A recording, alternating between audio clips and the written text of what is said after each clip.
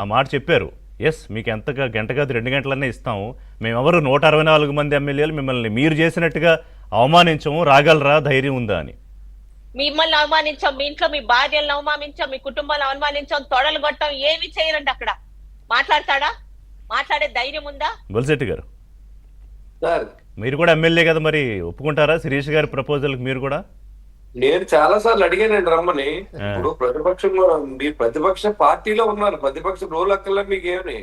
మీరు ప్రతిపక్షమే కదా, మాకు కాదని చెప్పి మాతో కలిసిపోయారు ఏంటి మీరు అడుగుతున్నారు. ఇప్పుడు మీరు ప్రతిపక్ష హోదా అక్కర్లేదు, ప్రతిపక్ష పార్టీలో ఉండి పార్టీ నేత. ప్రజల తరఫున పోరాడవలసిన బాధ్యత మీకు ఉన్నదని గుర్తిస్తే మీరు రావాలి.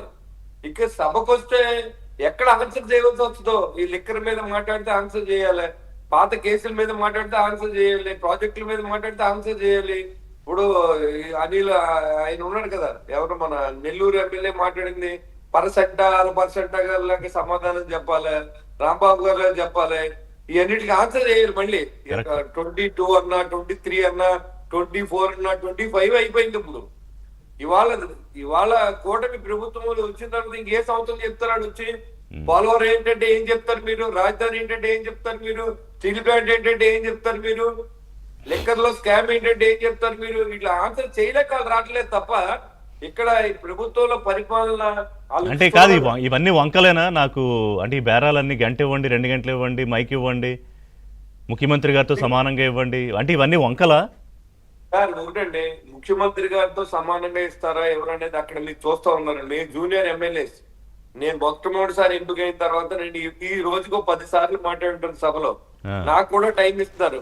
అలాగే వాళ్ళ టైం వాళ్ళు కేటాయించారు. వాళ్ళకి కొన్ని ప్రశ్నలు ఇస్తారు, 3 ప్రశ్నలు వాళ్ళకి ఇస్తారు, ఒక 2, 3, 3, 4 మాకు ఇస్తారు, ఉన్నాయి తెలుగుదేశం పార్టీకి ఇస్తారు. దానికి రేషియోలో మాట్లాడేది తప్పులేదు. సమయాన్ని ఒక అరగంట అటు ఇటు మాట్లాడిన ప్రతిపక్ష నాయకుడిగా, ప్రతిపక్ష పార్టీగా గుర్తింపు ఉంటుంది డెఫినెట్ గా.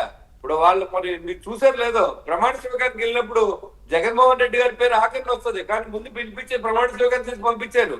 మాకు ఎలాంటి ఆలోచన లేదు. నిజంగా సభకు వస్తే వాళ్ళకి అర్థం అవుద్ది ముఖ్యమంత్రి గారు పడే ఆవేదన ఈ రాష్ట్ర ప్రజల కోసం. మీరు కరెక్ట్ పాయింట్, చాలా మందికి మిస్ అయిన పాయింట్ మీరు గుర్తు చేశారు బాగా. ఆవేళ ప్రమాణ స్వీకారం రోజున ఇచ్చిన సిగ్నిఫికెన్స్ బాగా గుర్తు చేశారు మీరు.